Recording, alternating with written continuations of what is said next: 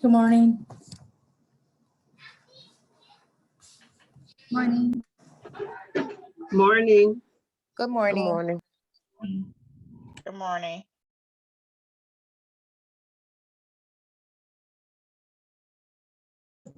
Good morning.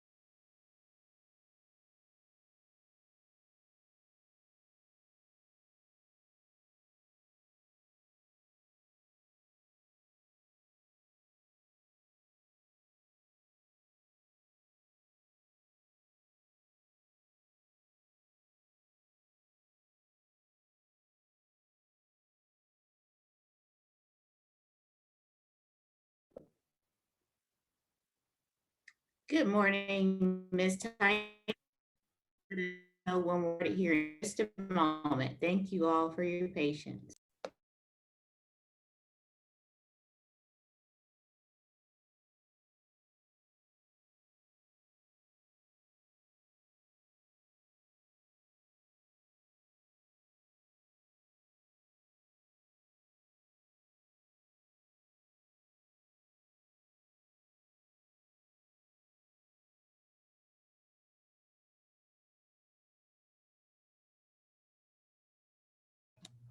Hello, everyone. If you haven't already, please type in your first and last name, your email address, and your agency name in the chat. And if you're able to change your username to your first and last name, that would be awesome. Like, I know some of you are in your classroom, so there's a Fox room. If you could change that to your first and last name, that would be awesome. Thank you.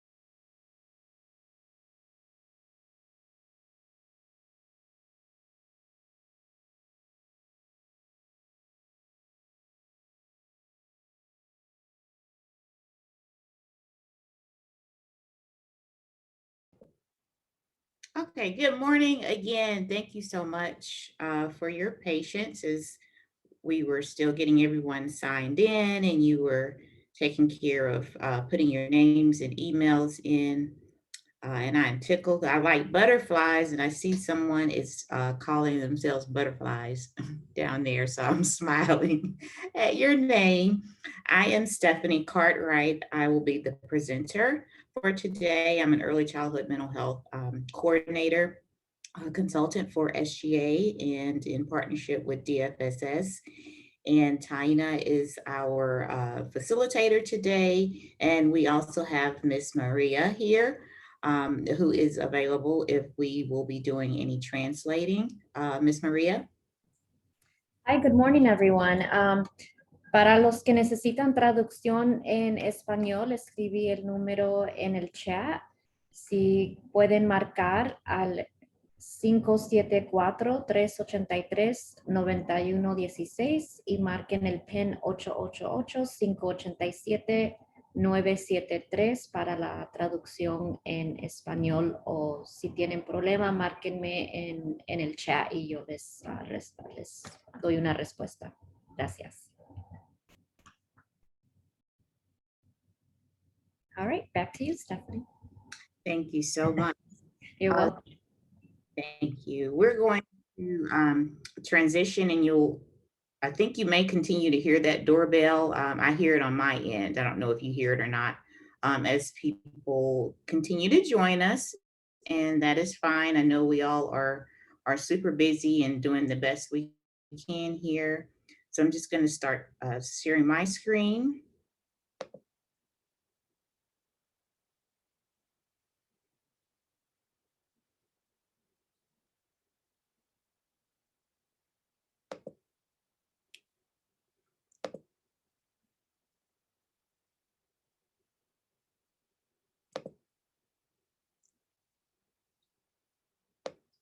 And it is our hope that there is some time left at the end for a little discussion and maybe a few questions. Again, Ms. Taina will be able to let us know if there are some questions in the chat box.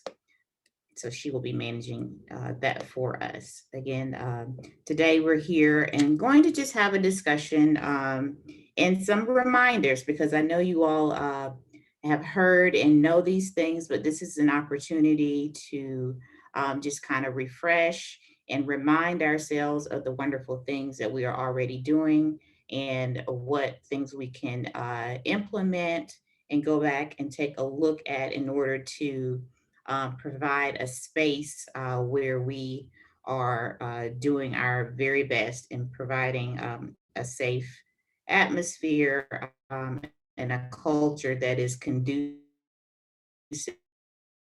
to growth and safety and learning.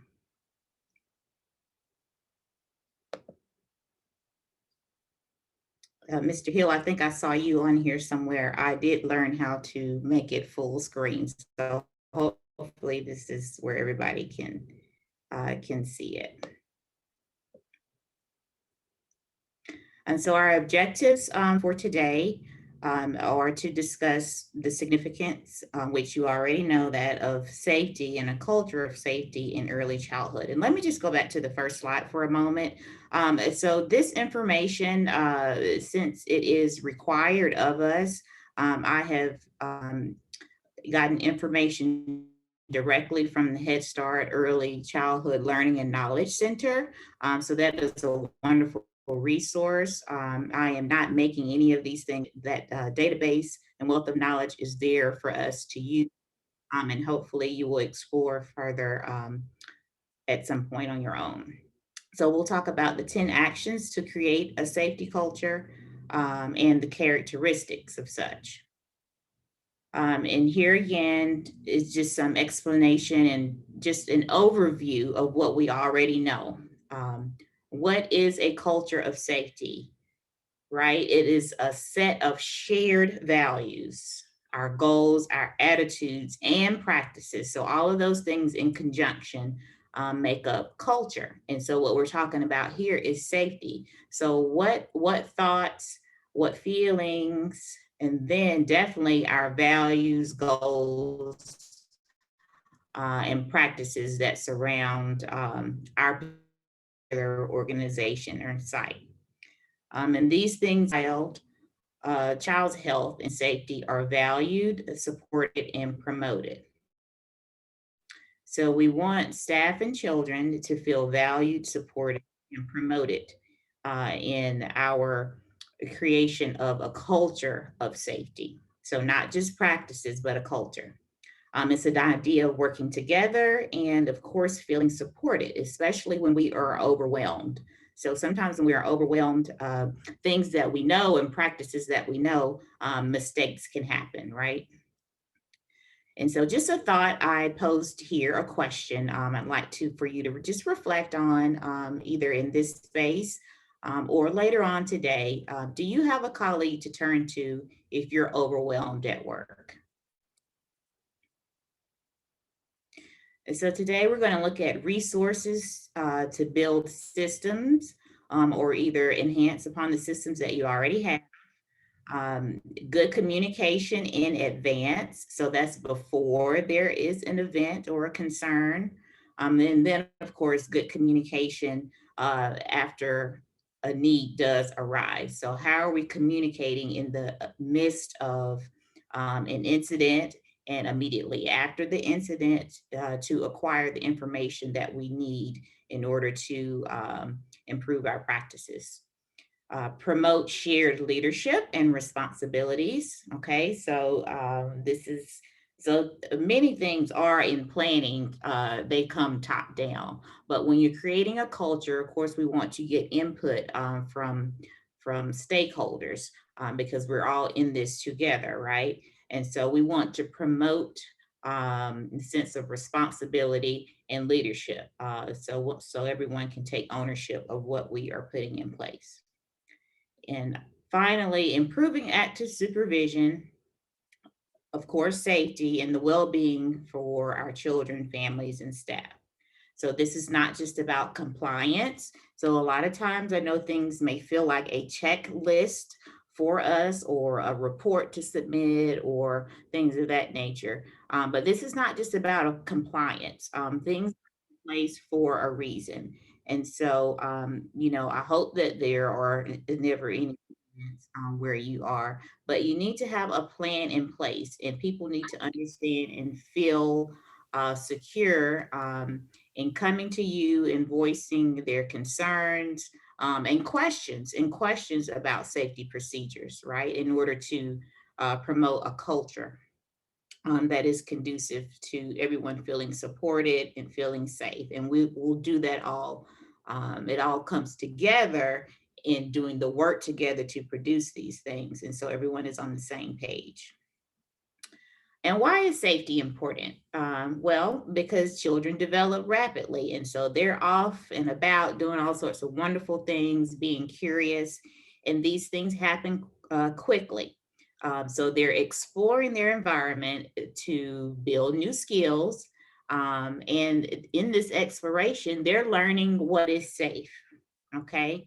And so at times, this can be a high risk environment for children, unfortunately. Falls can be frequent. And then, of course, we have unintentional injuries, which can lead to, crisis or fatality involving our young children, unfortunately.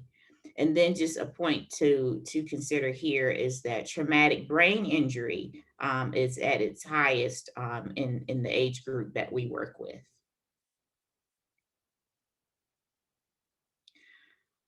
Every child has the right to be safe. Children are safer when we as adults work together, meaning staff and families, caregivers, and programs that create a culture of safety enhance the child's readiness, and it's empowering when a child feels safe. And I'd also like to give pause here and for us to think about ourselves as adults, right? So we have personal lives, there's so much going on in the community and worldwide. So just making sure that an environment that is safe and we understand the rules and the rituals and the protocol, it can make us feel more secure, right? So we know what to do to support our children and our families. So it's a big circle, okay? It's a continuum of creating safety for staff and for children and families. And just knowing that injuries are preventable. Safety and injury prevention is a requirement, and that is something that we hold near and dear to us in working with our little ones.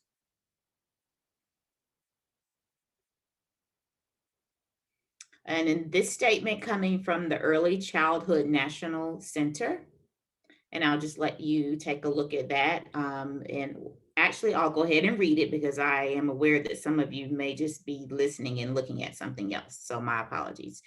It says, to promote optimal development for children, each program plans, implements, and evaluates actions that provide safe environment for children to be active and competent learners.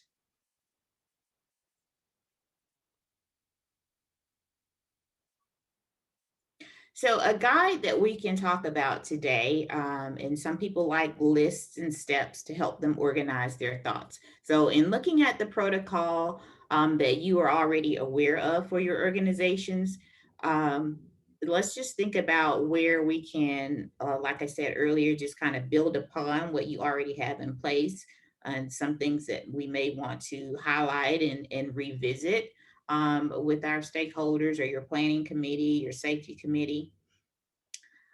What we want to do is introduce and reinforce safety and injury prevention strategies. Okay, so what are we aware of? What have we introduced and reviewed, and are we reinforcing these strategies? So is staff aware of what the strategies are? How are you checking and making sure that people are aware and able to apply the strategies that have been learned? Next, identifying and removing hazards and plan new actions to strengthen a culture of safety. So just making sure, now this is a checklist, so to speak. So you know what things are hazardous. And so whoever handles maintenance or responsible for various tasks at your site, just making sure that they are doing the routine things that they need to do in compliance with the plan, and just that everybody is on board for their piece of the puzzle, and then that they're aware of the overall plan. And then, of course, being able to find resources to augment what you have in place. So finding resources. And here's a list. I'm sorry, I feel like the sun has disappeared on us here. So here's a list of the 10 items. So we're going to make decisions that are data driven. We're going to actively supervise. Again, keeping environments safe and secure. So that's removing hazards, being aware of hazards, making the playground safe or play areas within the rooms. Thinking about transportation, the report of child abuse and neglect, being aware of changes that impact safety, modeling safe behaviors, teaching our families more about safety, and knowing who your families are, connecting with them and understanding their culture and resources and things of that nature. So we'll look at these more closely. So number one, we're going to talk about data. So data. We hear data all the time, making data-driven decisions. And this is an instance where it's important to pay attention and have systems in place in order to prepare, collect, aggregate, analyze the data. And then most importantly, you want to use the data and then share your findings so you can create and modify what the plan that you had in place and things that you want to add to your plan. So it's an important source of information, of course, just evaluating what's going on and how you can make improvements. And is used to identify strategies that are most effective. And this will make our programs run more efficiently when everyone knows what's expected of them and they are able to put in practice what is on paper. It will help us prevent future problems, right? And of course, just continuing to identify and eliminate hazards. We should always be approaching with that when we are at our places of of work. So with the data, of course, we're going to review it with a team and strategize and have a plan that's appropriate, right? Following the guidelines that have been given to us, and then collect more data as needed, and just making sure that if the strategies that you have in place, if they aren't effective, then going back to the drawing board and be able to have a discussion and revise. And so what type of tools are you using to collect your data? For example, incident reports, safety checklists, facility maintenance logs, and hazard mapping.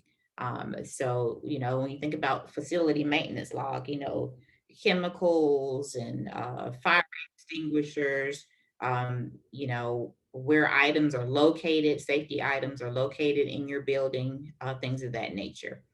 Who is keeping track and how are they keeping track? And how do you know that they are keeping track? Okay, looking for trends and patterns in the data that you've collected. What is the information telling you about your site? What are you doing that is working well? Because I know that we are all doing things that are working well. And if that's the case, then what can you do to possibly improve upon what you're doing to further enhance the culture you have at your school, at your site? And then, of course, making decisions based on the data and input from, your team, the stakeholders. And these things are used to inform changes, policies, procedures, and help you prioritize, right? Help you decide needs the most attention. What area do you all need to do some retraining and restructuring?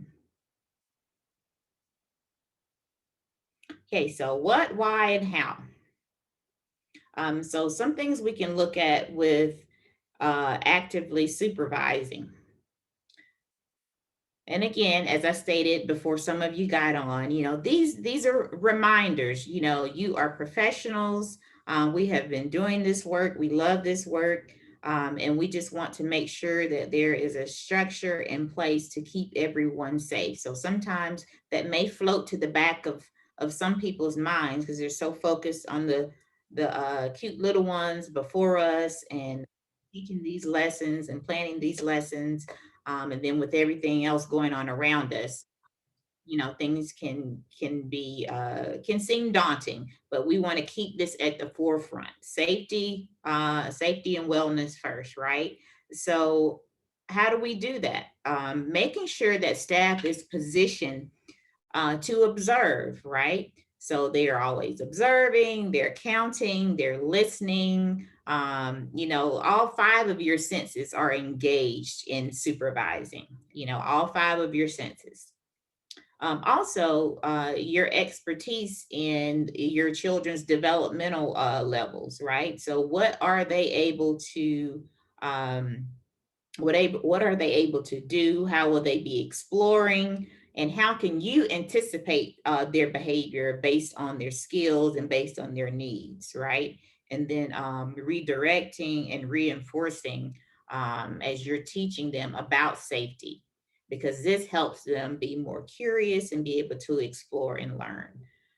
So you're doing this in all environments. So using all 5 of your senses to supervise and to be engaged with and paying attention to the little ones.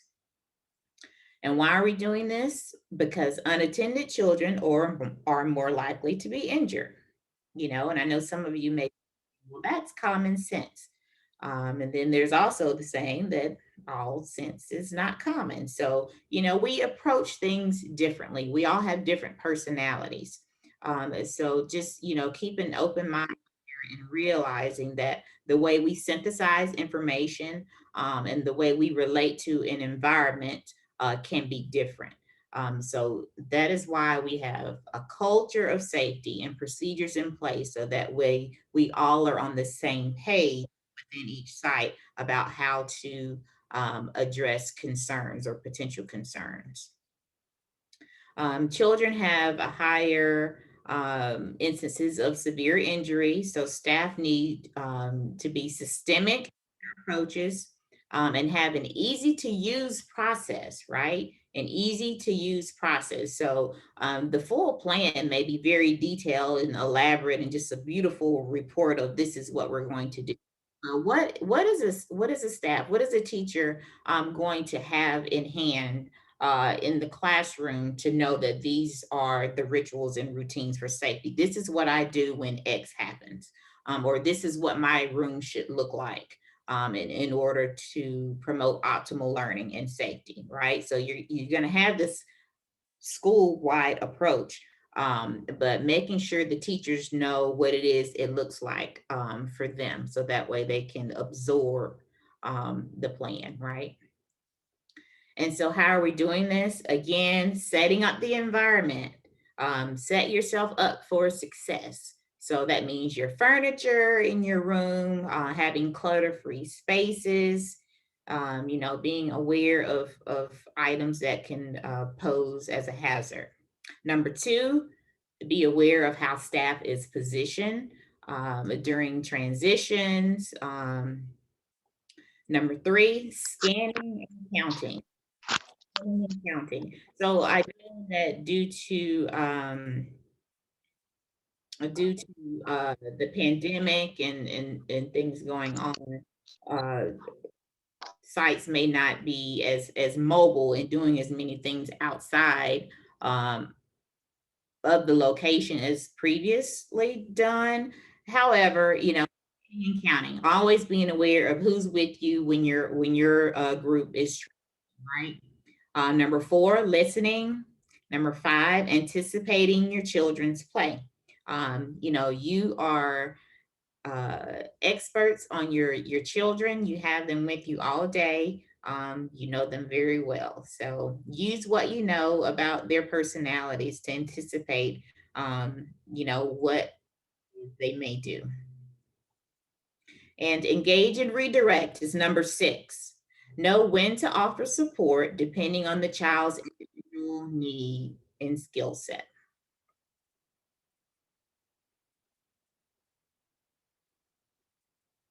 Number three, keeping environments secure. So this is just more in depth, talking about the hazards that we've already mentioned. So objects like tools and appliances can be a hazard. Number two, chemicals. Number three, animals or insects.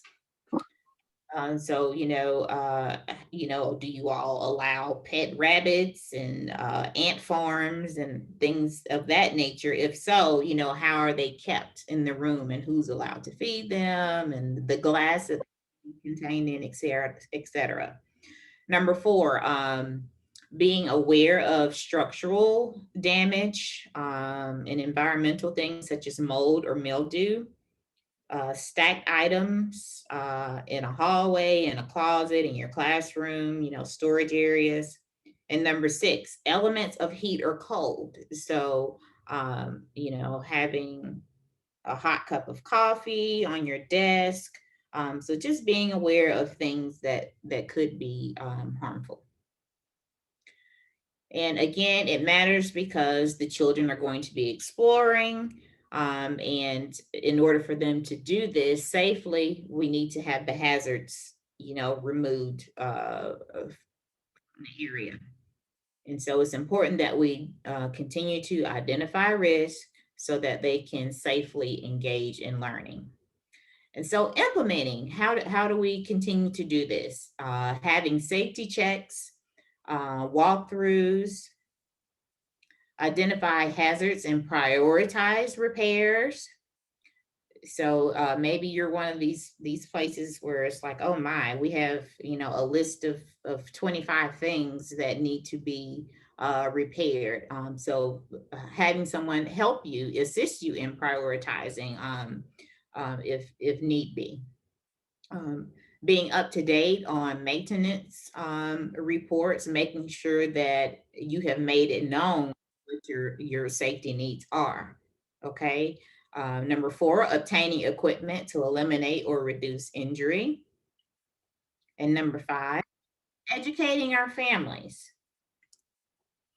So sometimes, we make assumptions. So it is not a bad idea to continue to educate families about safety.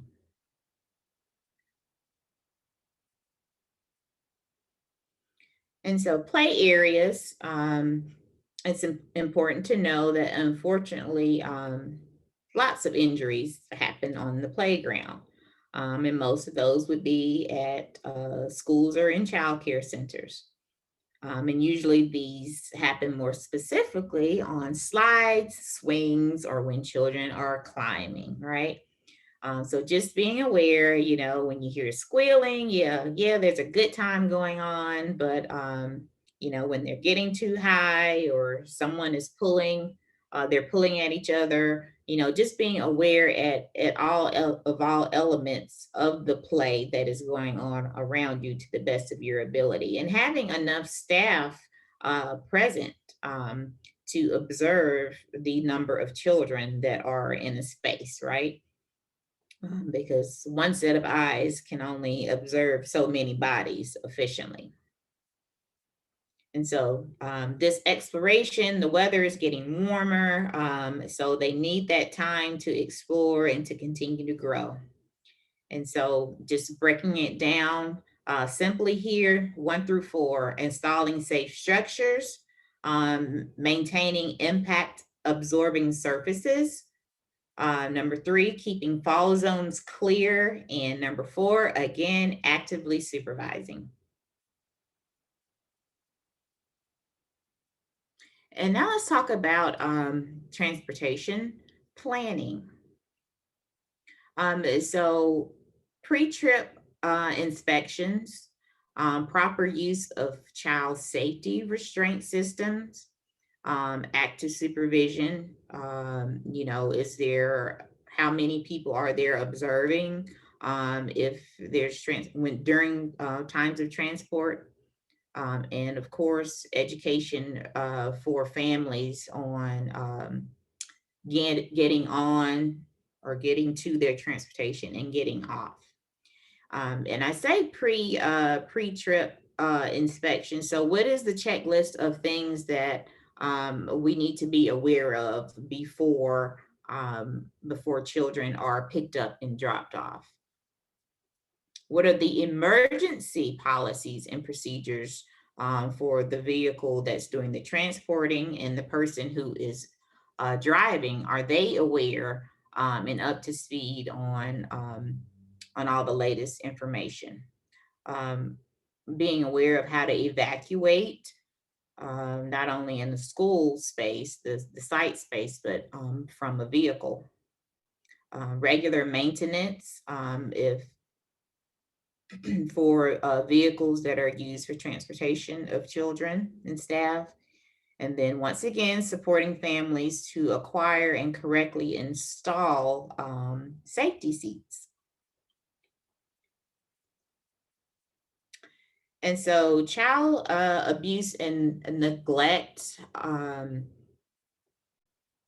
that is an area where I have found as a mental health consultant that can be an uncomfortable topic for staff, in knowing when to let a supervisor know, or make a hotline call themselves. So whatever the protocol may be for your site, but just understanding that you aren't making an accusation, you are providing information, so that an investigation, can be done if need be. So not taking on the burden of feeling like, oh my, I'm getting ready to cause XYZ to happen. If you have received information or you have seen or heard something that gives pause, then it is, your duty as a mandated reporter to respond appropriately and report appropriately so next steps can take place. So we are responsible for making sure that the children are safe and understanding, our mandated reporting responsibilities, the rules surrounding that, and understanding what abuse is, okay? And just knowing that it's our job to be the protectors of the children, and in helping families get the resources and the help that they need. And I want to point out the last bullet point. Neglect is when a child's basic need is not being met: physical, medical, educational, and emotional. So when you become aware or think there is something that may be amiss, please follow the protocol for your site. And young children are more likely to experience maltreatment than any other group. So, they don't have communication skills yet. They're smaller.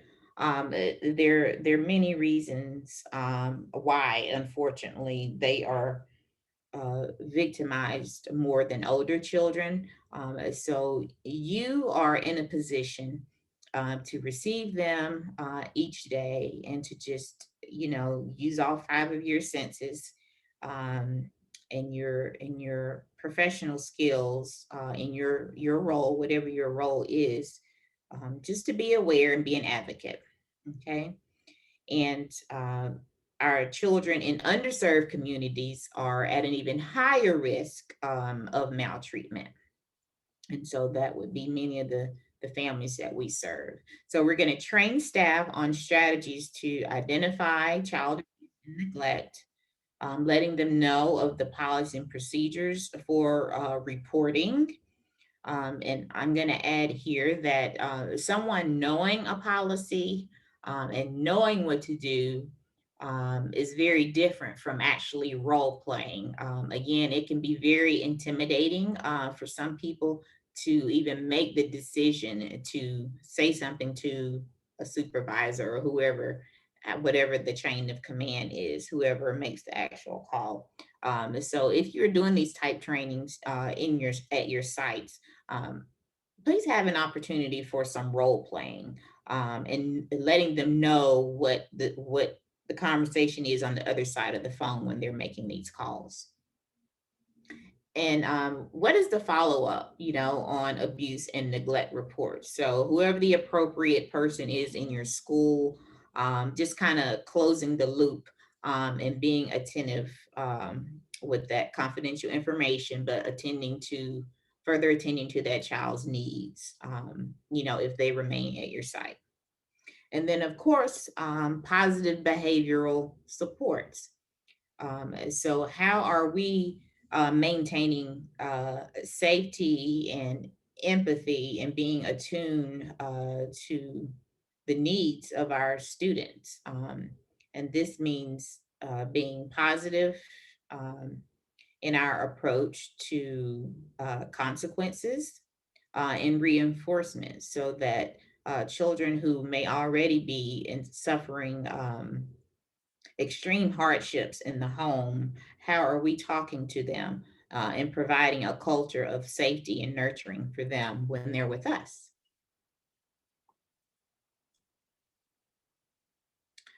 Number 7, being aware of changes that impact safety. So here again, awareness, mindfulness, paying attention.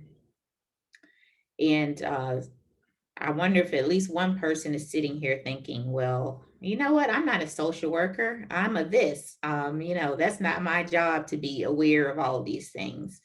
So, we're in a new day and age. So we wear many hats in whatever our role may be. So this is a time to strengthen those muscles. So if you have some skills that you need to strengthen, just give yourself some grace and be aware in this moment that, maybe working on empathy and being more aware of people in your space and how you can better attend to, your coworkers and the children and families at your site. Okay, so there are changes that transpire that make children more vulnerable. And transitions can be one. So is there a new teacher in the classroom? Did the child just move from auntie's house to grandma's house, back to mom's house? So just transitions. You can there's a plethora of situations we can think of with transitions. And so just think about us as adults, how we handle change. So yes, children are very flexible and resilient, but they're human beings and they're still developing. So just being aware of what's going on as much as you can be with their needs. And the final point on the left here is recognizing the impact of changes and provide support for children who may be struggling. Okay, so and how can we do more of this? Making good use of our observation time, anticipating challenges that may be coming up.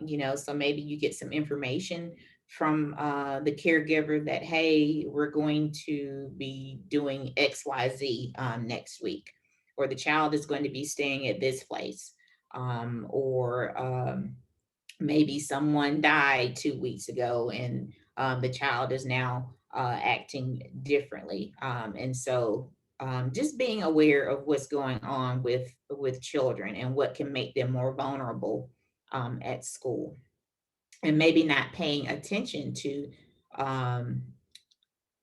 things that they're normally good at and astute at in your daily safety rituals and routines. So maybe they're drifting in their mind somewhere else because something that's going on at home, and they're just not as aware of their environment. So that can be a risk factor. Okay. Accommodate for changes by giving children opportunities to be more comfortable. That means sharing with you. And then identify changes in routine. So if there's something that's going to be new going on tomorrow at 10 a.m. and the children are used to doing a certain thing, so just making them aware in a developmentally appropriate way. So telling them today may not matter so much, but once they get to school tomorrow and get adjusted, just say, hey, today we're going to do this instead of that. And then just walking them through what that looks like, okay? And again, rituals and routines. Children react to very small shifts sometimes. So it may not be a very big deal to us, but it could be consequential to a child. They need lots of time and support in new surroundings or new people.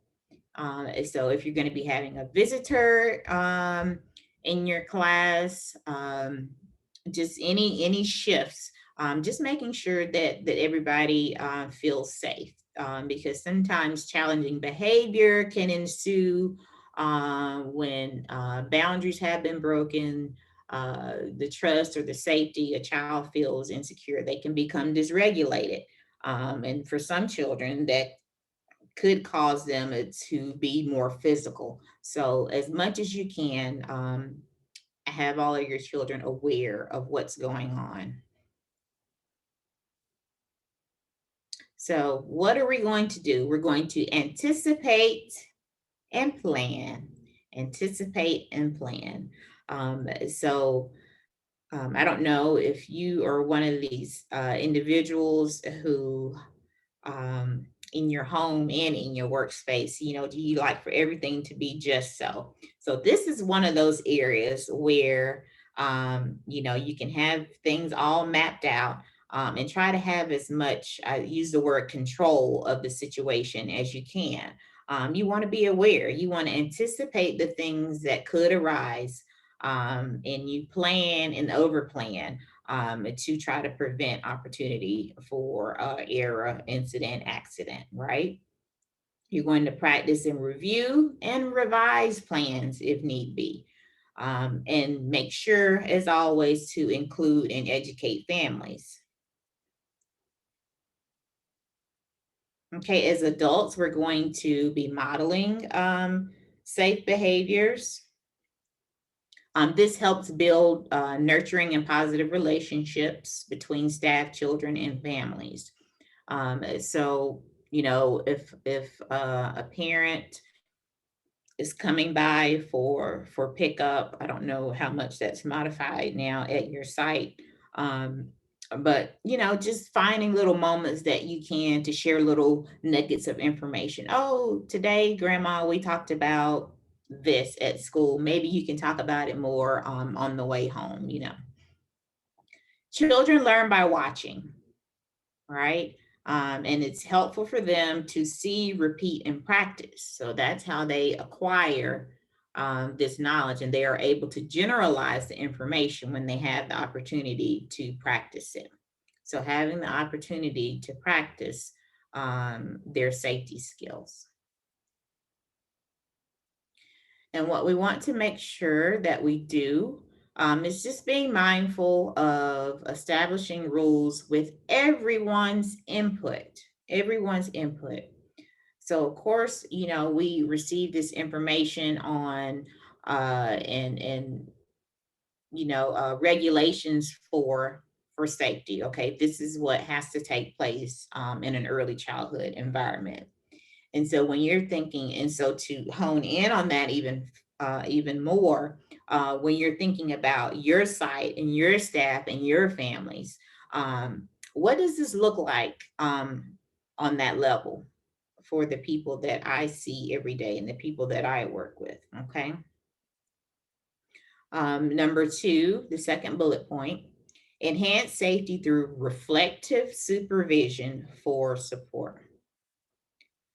So having a schedule in place, and I know we're busy, things get hectic, but being intentional about checking in and having meaningful conversations. I'll say that again.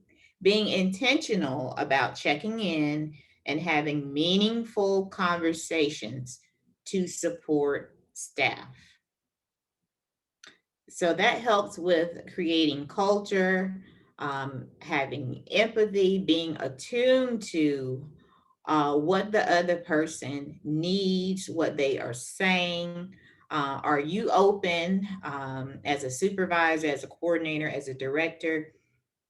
Are you open to reflecting with staff? Who does the reflecting at your site? So reflective supervision, which is different from administrative. So reflecting is taking time to kind of have a mirror, if you will, you know, to just to kind of look at and talk through, you know, this is what worked, this is what happened, this is how I feel about it, this is what I thought.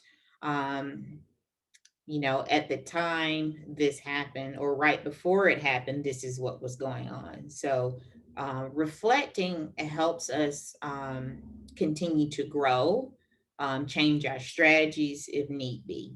But most importantly is letting staff know that that we are there to support, right? So then they can be awesome teachers. And we want to set the expectation. Just continue to lead by example. You know, we're human beings.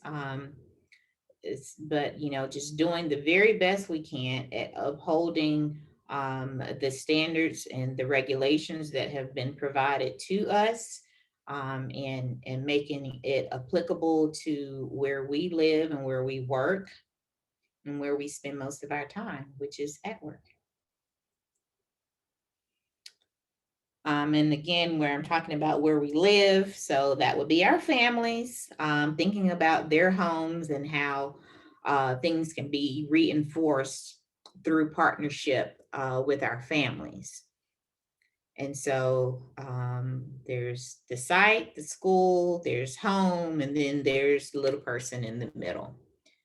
So as much as we can, being attuned to and on the same page with the family, sharing what we can share in a very loving way, you know, being empathetic, being attuned to as much as we can, as much as we're able to with what is going on with our little ones, okay? So discussing home safety, educating them about risks, and creative ways to collaborate on home safety checks.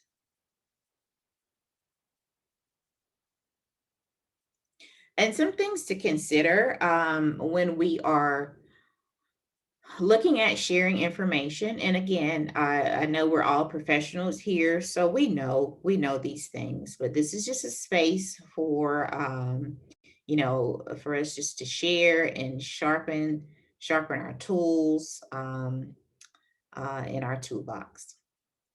So economic factors. So underserved communities, may find it harder to make changes in the home that are appropriate and most prudent for home safety, right? They may not have the resources. And the same thing with being safe in their vehicles. And they may need support to eliminate hazards and to get safety equipment that they may need. And so how are we at the site level able to provide resources and education for parents who may need extra support?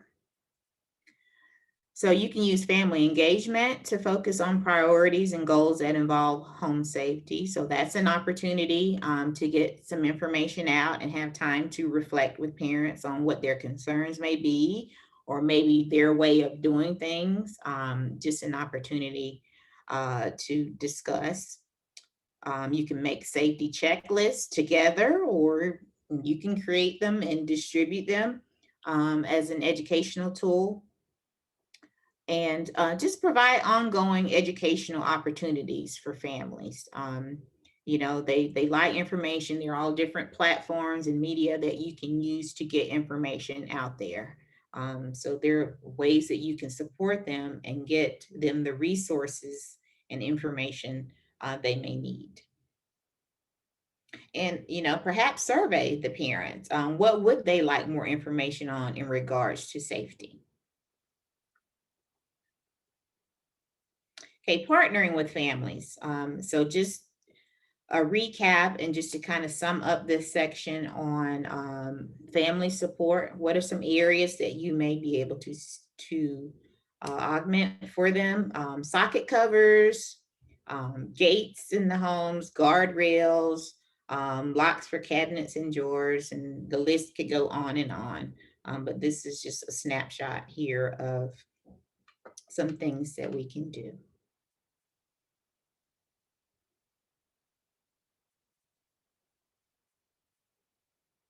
So we're going to get to know and support each family. We're going to conduct ongoing assessments, to learn children's skills, abilities, and challenges. So yes, we have, formal assessments, but informally, what are you picking up on using your 5 senses to know what a child is acquiring? Just observe how they're playing and socializing. What are you observing as their strengths and their areas to grow, right? And the same, with ourselves. Where can we continue to grow as an individual, as an educator, as a leader? The third point, maintaining. So maintaining a system of ongoing communication, transparency, support, which is individualized learning in safe environments. So you may have 80% of your class who has obtained this skill and is able to rock and roll with that. And then you have, 15, I'm trying to do my math here, 15% who are at this level. And then you have an even smaller 5% who are in this other space. So, teachers are awesome and amazing and wear many hats, as all professionals in the education setting do. And so when we're looking at individualized learning, we know that we all have different personalities, and we know that children have different needs and skill sets, and of course come from different environments. So it's beneficial to put forth the effort on the front end in reinforcing and teaching skills. In the same with our staff, it's beneficial to put forth the effort on the front side of things, rather than what happens after an incident has occurred, right? And so again, with maintenance, emergency contacts, consent for pickups, changes in routines and schedules, just keeping up with all the little things. I say little things, but these are like the walls to the house or the foundation. These are the things that once they are in place and you keep them maintained, if an incident occurs, or you're at the brink of something occurring, it makes communication a lot more fluid when you're in a tense moment. Okay, and when we think about knowing our families, we want to just keep in mind, we know our families, right? And when I say no, I don't mean assuming. So if you have a rapport with your families and you've been in connection with them, not just when something has gone amiss, then you have an idea of what will work in communicating with them. And what will work versus where they're just going to take something and throw it in the trash, or they're going to have closed ears while looking and nodding at you, but they really aren't receptive. So having a rapport. And what are some areas you might see some pushback and resistance? So just being attuned to collecting data, surveying parents and caregivers to see what their needs are and meeting them where they are. So here, these actions have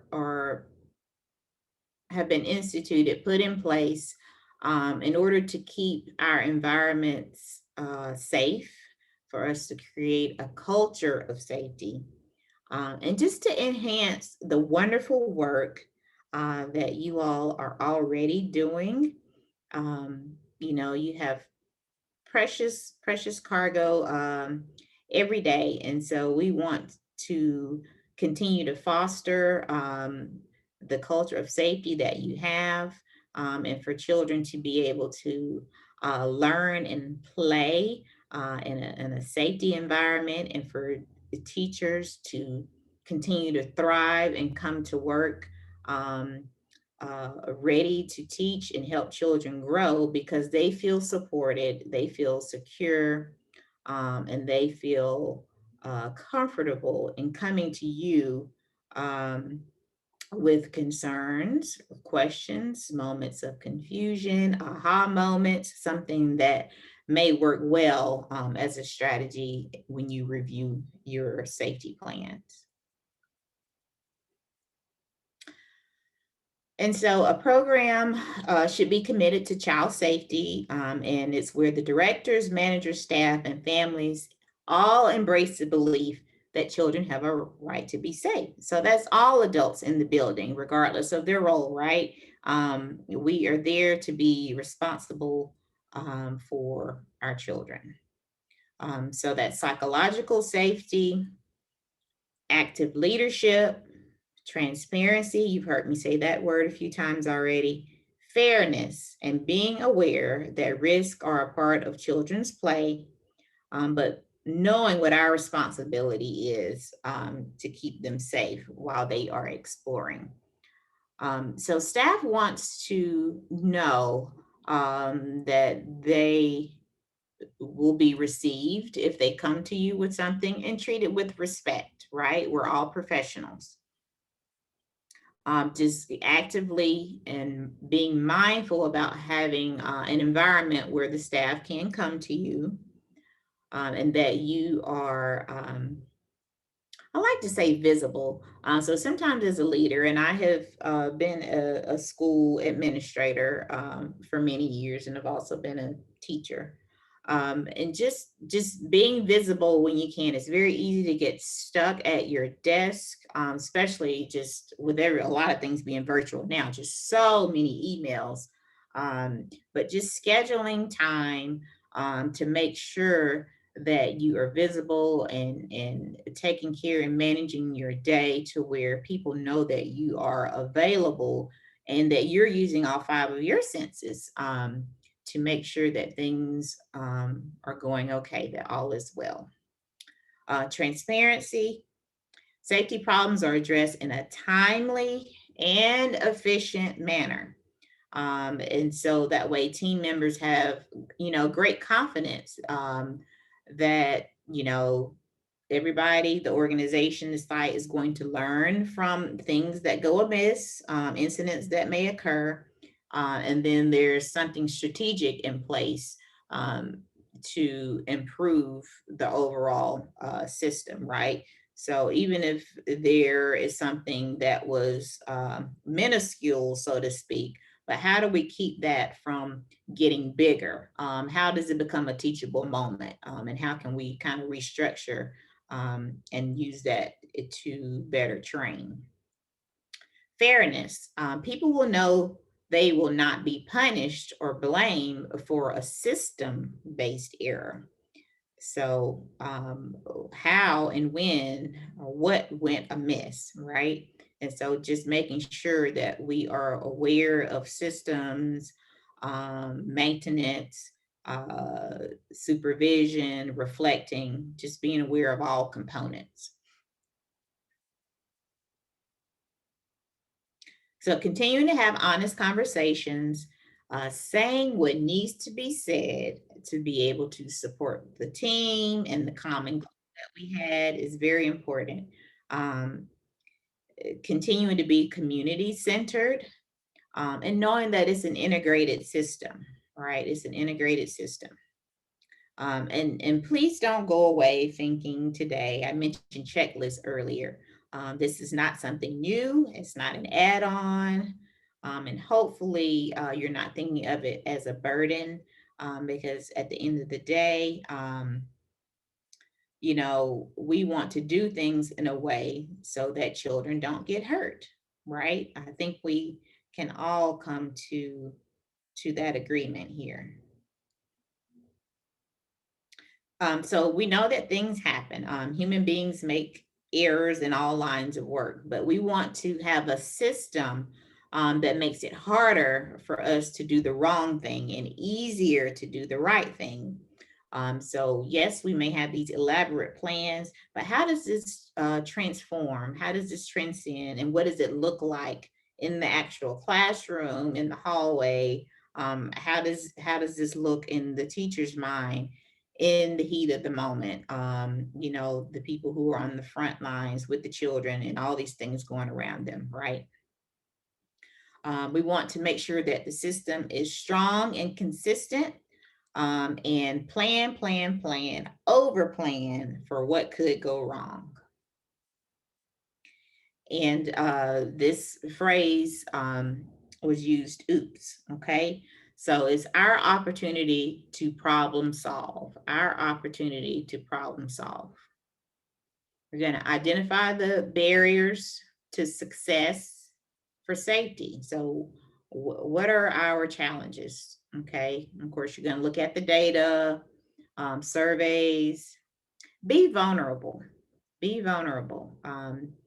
These are not personal attacks against leaders when they are giving us information and vice versa. We want to build a stronger system. A mistake made by one person is an opportunity for all to grow.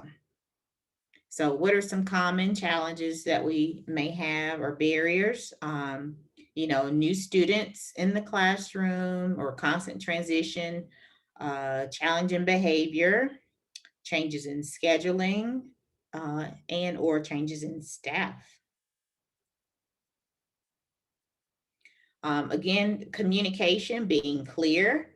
Sometimes the conversations can be awkward, but it's needed. So it's okay to be at a place and you and your assistant or staff and their assistant, you know, to say, you know what, I think we need to do that head count again. I think I messed up. Let's do it again. You know, it's better to be safe, right? Because we want to make sure we have everything accounted for. If you're counting items or people or chemicals, whatever it may be, is making sure that you know that you know that you know before you sign off on something, right? Asking someone to step in somewhere because you need a moment, right? Because you need to refresh, come back so that all 5 of your senses are at a high level of awareness. So just being open and clear about your communication. So it's an ongoing approach. And this is the cycle. Evaluate, assess, plan and train, implement, and then evaluate again and again and again. Okay, so we have a few moments here, and I'm going to let Taina make any remarks that she needs to make, if any, and then we will close with some questions. I do thank you for your time today, and like I said here on the screen, for your service every day. You are appreciated. So I am going to stop talking for just a moment and allow your thoughts to wrap up, and we can just chime in here. The first thing that I'm going to say is I'm going to drop the evaluation link in the chat box. I'm also going to be emailing this to you guys, so if you're unable to do it right now, then you can do it later.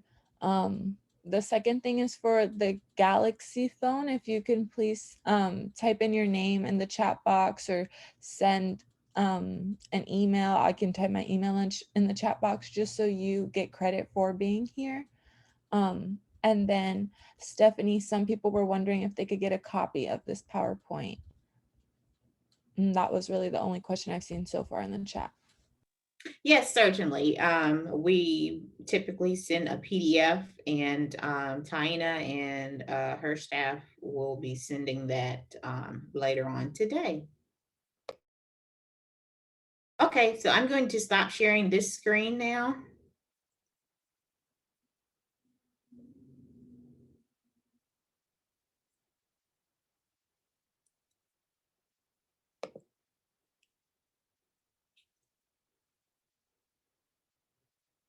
Alrighty, does anyone have any reflections they'd like to share, something you're doing great that you'd like to share with the group? Probably not many questions, because this is all things that are second nature to us. It was just a reminder that we needed. You know, and as the program year is coming to a close, you know, maybe this summer, just kind of rolling some of these thoughts around a little more as you're preparing to return. So this could be good timing for this type of information, because as we're getting ready to wind down, it'll give you some time this summer to reflect and put some things together. No questions or comments from anyone?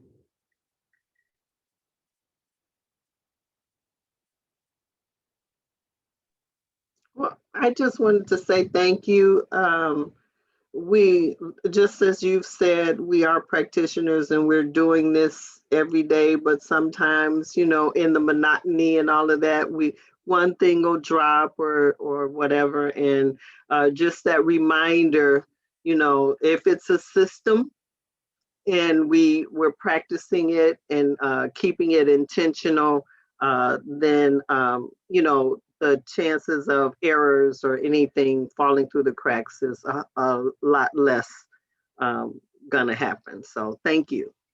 You're welcome. Thank you, Ms. Jackson. I appreciate that. Does anyone else have anything they'd like to share? I know it's, what is it, 11 o'clock now? So it's lunch and everything else starting or wrapping up.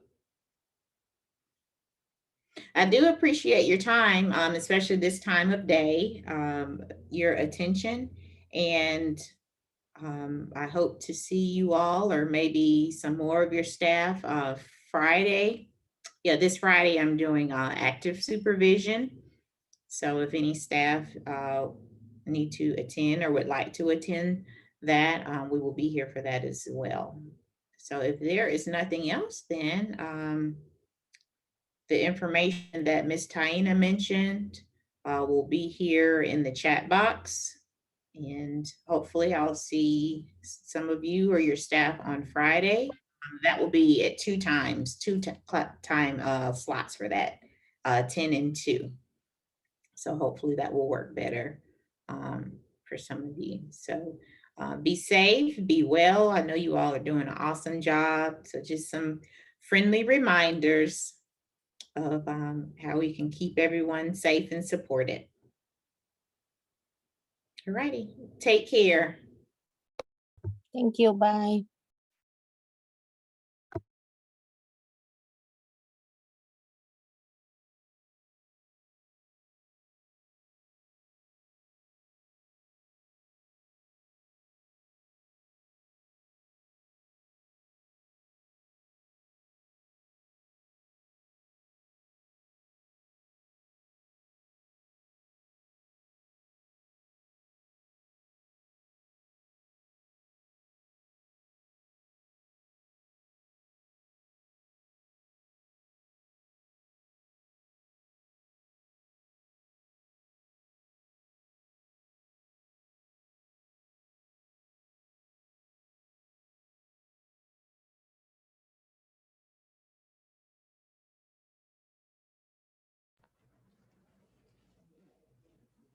I don't know if I should add her.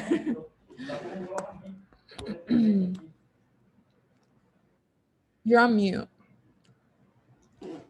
I'll let her know we can send it to her, I guess. Yeah, I'll let her in. Let's see. Miss LaDonna? Oh, you were here earlier, right? Yeah. You was here earlier. Okay, cool. I guess you just rejoined. Miss LaDonna, did you have something you wanted to say? No, it was really interesting.